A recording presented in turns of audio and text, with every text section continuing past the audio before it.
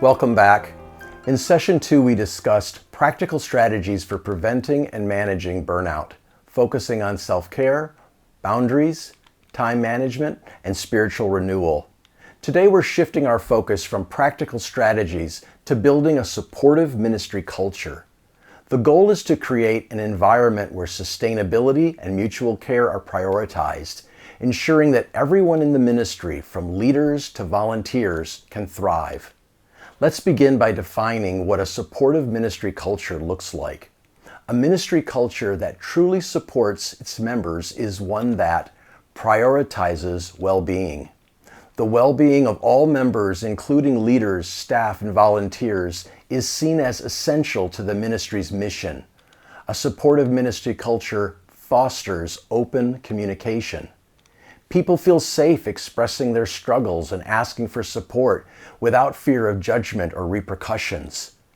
A healthy ministry culture encourages mutual support. There is a sense of shared responsibility for one another's well-being, with intentional efforts to offer and receive help. And finally, a supportive ministry culture is one that promotes balance.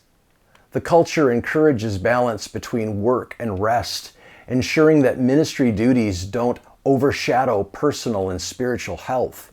When these characteristics are present, a ministry becomes a place of growth, renewal, and sustainability rather than a source of burnout. We'll look at strategies that help build a supportive team culture in just a moment. First, let's look at the current strengths and areas for growth in your own ministry. Reflecting on our own ministry context, I'd like you to consider the current culture of your ministry. What are the strengths? What's already working well in terms of support and care? And secondly, what areas would you identify as needing growth to create a more supportive environment? Identifying these areas is the first step towards making meaningful changes that can help prevent burnout and promote a healthy, sustainable ministry.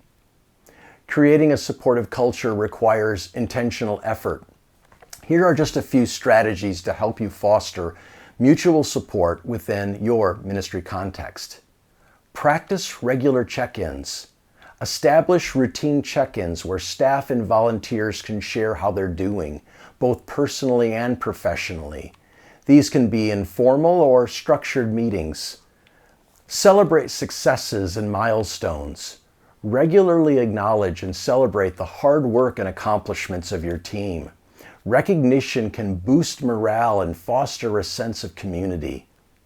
Create small, constructive peer groups within your ministry where members can offer mutual support, share resources, and hold each other accountable. Encourage rest and renewal. Actively encourage taking time off, sabbaticals, or respite retreats, giving yourself and your staff opportunities to recharge. Leadership plays a crucial role in shaping the culture of a ministry. As leaders, you set the tone for how well-being and support are prioritized. You can lead a cultural shift in your ministry when you model healthy behavior. Show your team that you take your own well-being seriously by practicing self-care, setting boundaries, and taking time off. Offer your staff the same healthy opportunities. You'll want to be approachable. Let your team know they can come to you with their concerns about burnout or stress without any fear of judgment or repercussions. Provide resources to make sure your team has access to mental, physical, and spiritual health. This might include counseling services, spiritual direction, or wellness programs. And encourage collaboration.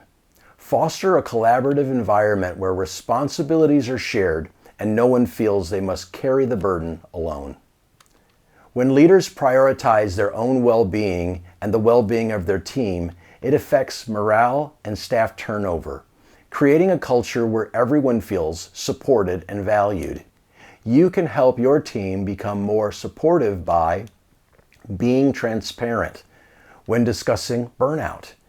It can be difficult, but being honest about its challenges in your own life and the importance of addressing it can build trust and encourage others to speak up.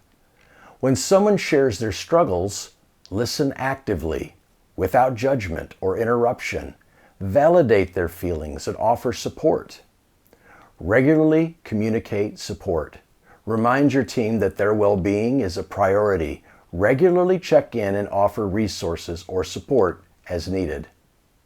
Communication that is open, honest, and supportive helps create an environment where burnout can be addressed before it becomes overwhelming. Now let's create a plan for ongoing support and accountability in your ministry context. I want you to think about the following questions. Who can you rely on for support? Identify individuals or groups within your ministry who can offer mutual support. How will you check in with each other? Determine how often you'll meet or communicate to offer support and hold each other accountable. What resources will you use? Identify any resources you can incorporate into your plan, such as books, counseling, or retreats. This plan will ensure that the strategies we've discussed today are not just ideas, but practices that are integrated into your ministry life.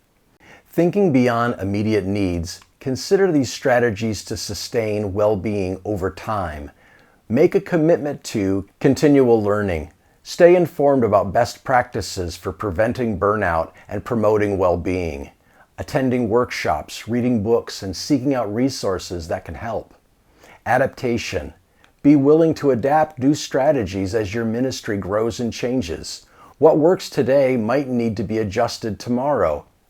And regularly assess the health of your ministry culture. Are there areas that need attention? Ask if the strategies you've implemented are working. As we wrap up, let's take a moment to recap what we've covered throughout this series. Understanding ministry burnout. We identified the signs and root causes of burnout in ministry. Preventing and managing burnout. We explored practical strategies for maintaining well-being, including self-care, boundaries, time management, and spiritual renewal. Building a supportive ministry culture. Today we focused on creating an environment that supports sustainability and mutual care, with an emphasis on leadership and open communication. Each of these sessions has built on the previous one, giving you a comprehensive toolkit for preventing burnout and fostering a healthy ministry environment. In our final reflection, I'd like to ask, what have you learned and what changes will you implement? Take a moment to reflect on what you've learned over the course of these sessions. What has stood out to you most? What changes do you feel called to implement in your ministry or personal life? These reflections will help you solidify the insights you've gained and prepare you to take action. I'd like to challenge you to commit to specific steps for fostering a healthy ministry environment and preventing burnout. These commitments are your personal action plan. I encourage you to revisit them regularly and hold yourself accountable.